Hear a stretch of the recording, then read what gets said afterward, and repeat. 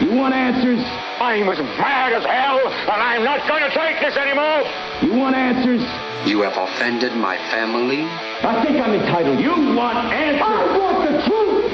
And you have offended a Shaolin temple. You can't handle the truth. Surely you can't be serious. I am serious.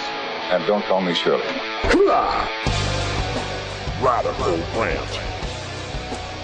So I was sitting here counting stacks of Benjamins while sipping Cristal here at the luxury headquarters of the well-funded drug legalization lobby when I saw the head of the Drug Employment Agency, Michele 10,000 Dead Mexicans is a Signpost of Success Leonhart, giving testimony to Congress regarding the agency's budget request for fiscal year 2014. This is going to be good, I thought, putting down the Cristal and picking up my diamond-encrusted black onyx bong to pull a few rips of the 2,700-year-old Chinese stash Mr. George Soros so generously bought for us. There's no way I could sit through Leonhart's testimony without a good buzz, let me tell you, because last time she couldn't tell us whether heroin was more dangerous than marijuana. And when I saw that sober, it made my head hurt. So Leonhart begins her opening statement to the Congress by stating some of the DEA's recent accomplishments. Here goes. The efforts of the DEA and its federal, state, local, and international law enforcement partners are having a real impact. According to the National Survey on Drug Use and Health, the nation's largest, longest-running, and most comprehensive survey on drug use, the overall rate of drug use in America has dropped roughly 30% over the past 3 decades. Wow. I guess citing your statistical improvement from 1979 counts as a recent accomplishment if our frame of reference is the history of the United States. But since the DEA was created in 1971, I should think that recent would have to be at least within this century. So I took a look at those numbers because you know me, I look shit up. In 2001, 12.6% of Americans surveyed had used an illicit drug in the past year. A decade later, that statistic is 14.9%. So much for recent accomplishments. Leonhart continues.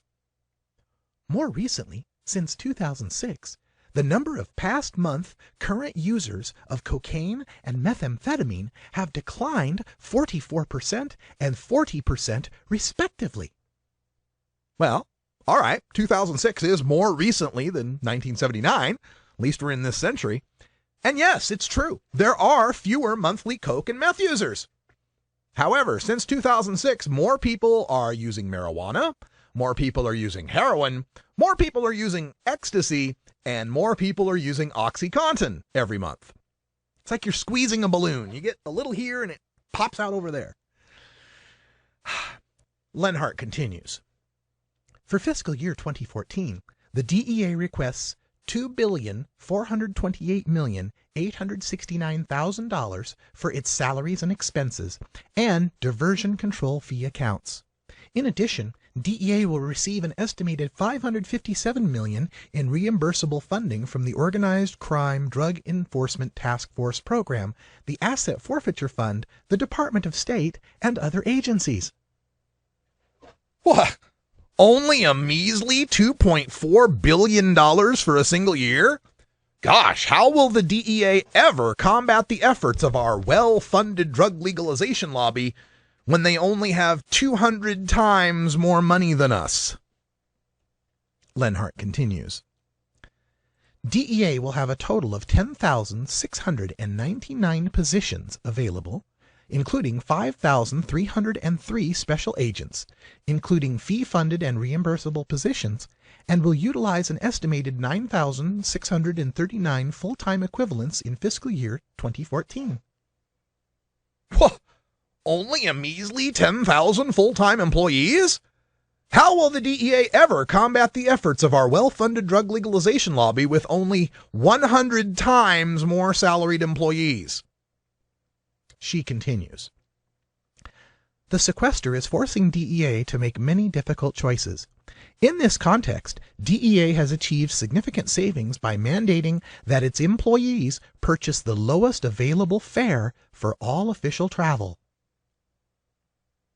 Well, hold on. I need another hit of something, or else my head is going to explode like the guy in Scanners. You mean to tell us this hasn't been the policy all along? Oh, yeah, I mean, sure, like we in the drug legalization lobby, us well-funded drug legalizers, we aren't forced to, scour Southwest.com and HorizonAir.com and sites like Travelocity and Orbitz, desperate to knock off another $20 in coach fare with a 2 layover red-eye flight, traveling with everything in an overstuffed pair of carry-ons because we can't afford the bag check fees. No, not us. No, Mr. George Soros lets us all fly nonstop on his private drug legalization jets. The nice thing about the private drug legalization jets is they get the added bonus of not having to take off our shoes, our jacket, our rings, our watch, our hat, our necklace, unpack the laptop, the netbook, the soundboard, the headphone amp, the 6 mic cables, the 2 mics, the 4 AC cables and 2 mic stands into 7 bins for the x-ray while we step through the rape-eye scanner at the Theatrical Security Administration line. No, we get to bypass that thanks to Mr. George Soros and our well-funded drug legalization lobby. Such a shame they're going to have to find the lowest fare. She continues. DEA has placed a special emphasis on Mexican drug trafficking organizations because they control the smuggling of drugs into the U.S. as well as drug distribution in most U.S. cities, and their influence is growing. Drug-related violence in Mexico continues at high levels as Mexican cartels compete for more control of drug smuggling routes and the transportation corridors along the southwest border. Yes, this is Michele Leonhart's so-called signpost of success. I wrote about this back when I was writing for The Stash. She had said this in 2010. Let me get back to the quote here. And let's see, here it is.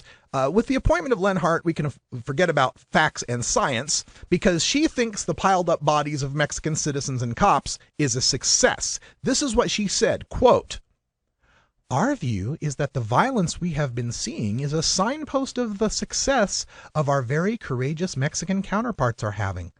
The cartels are acting out like caged animals because they are caged animals." Yes, she thinks that now 12,000 in the past year.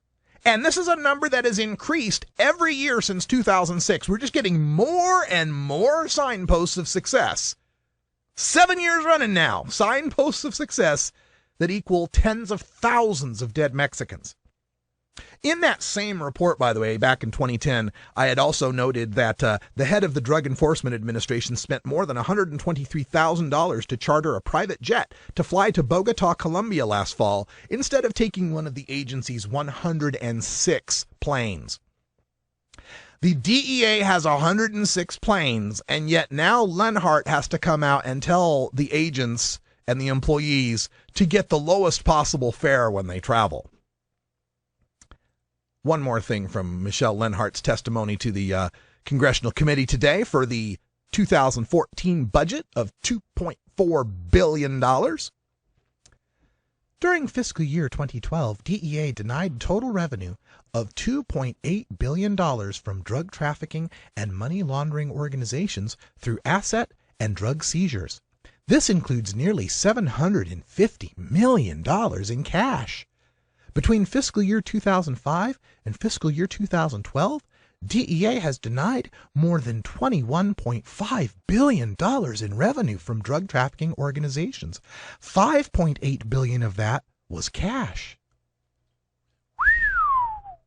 $5.8 billion. Gosh, Michele Leonhart, that's a lot of money.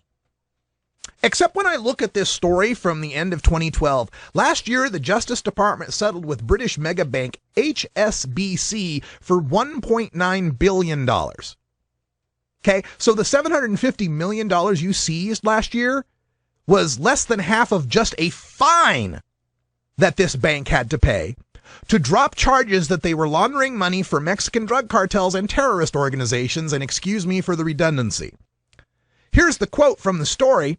Quote, Between 2006 and 2009, according to the Department of Justice, HSBC failed to monitor $670 billion in wire transfers. Let me say that again. $670 billion in wire transfers. 2/3 of $1 trillion.